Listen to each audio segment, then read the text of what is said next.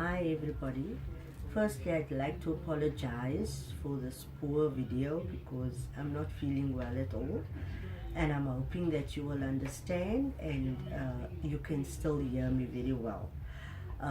This video is about assessment theory, which I've gone through for the last 6 months, and I'd like to share with others what I've learned in assessment theory.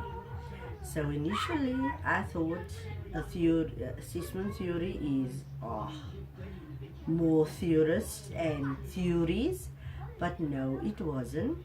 It was a totally other perspective of assessment and what all needs to be done during assessments to make my assessments and my learning tools more effective.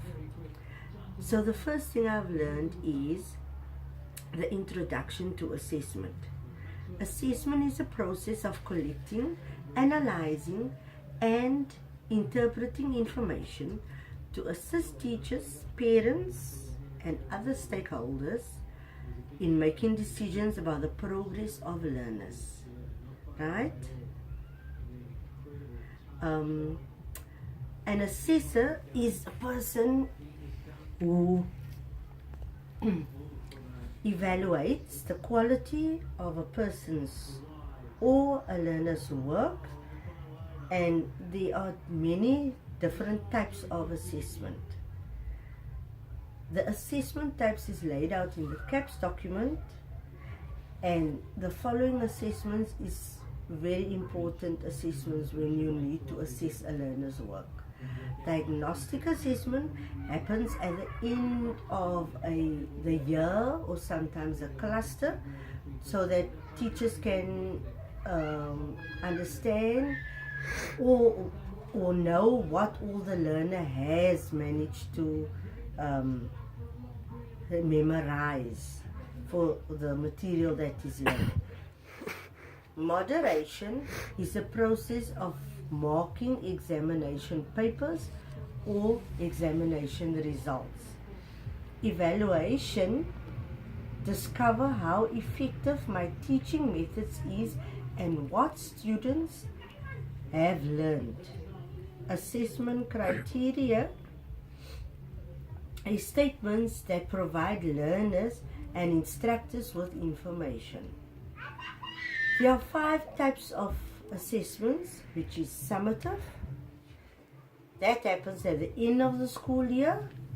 Formative, which helps teachers understand what level learners have achieved and what they need help with.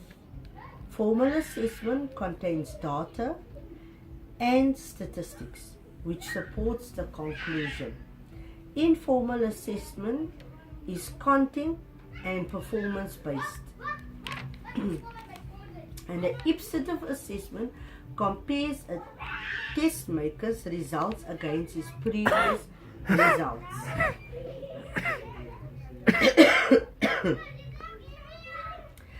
Policy documents guiding assessment. This document explains chapter by chapter what types of assessments can be done and when it should be done in order to establish which learners are ready to move on and which learners are not ready to progress. How long instruction time is and what percentage learners need to receive in order to pass to the next level or grade or phase. The following one is assessment in relation to teaching and learning. There is a link between learning assessment and teaching. Teachers use assessments as a tool to understand where they need to improve their assessments. Things to assess is readiness, interest, and learning profile. Assessment is to do with helping learners grow and not at all about tricking or catch learners out. Assessment can be continuous. Pre-assessment is figuring out what the learners already know. The following tool is assessment results. Now is the time that teachers needs to be established what evidence I have of learners' development. I need to collect and record evidence. This I can collect and record while with reporting and recording learners' progress. Make sure that my recording is accurate. I also need to report to learners where they have gone wrong and provide ideas how they can improve. Use this information to help teacher and learner improve on their work. We need to give the learners constructive feedback and feedback in a positive manner so that learners will not feel demotivated. Fair and unbiased assessments. Keeping in mind that not all learners learn the same way, we need to draw up assessments that would suit each learner's need. As they are individual learners.